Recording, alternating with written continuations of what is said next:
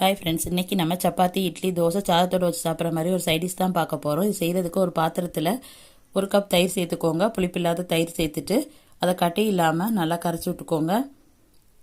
அதுக்கப்புறம் ஒரு பெரிய வெங்காயத்தில் பாதி அளவு எடுத்துட்டு அதை நீள்வாக்கில் கட் பண்ணி இதில் சேர்த்துக்கோங்க.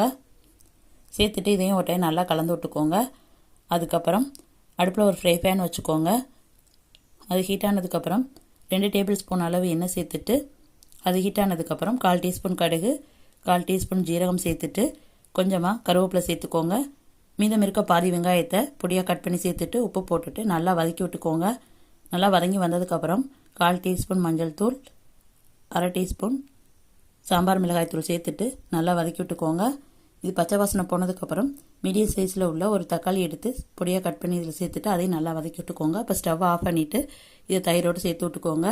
சேர்த்துட்டு நல்லா கலந்து விட்டுக்கோங்க. இட்லி, தோசை, சாதம், சப்பாத்திக்கு ஒரு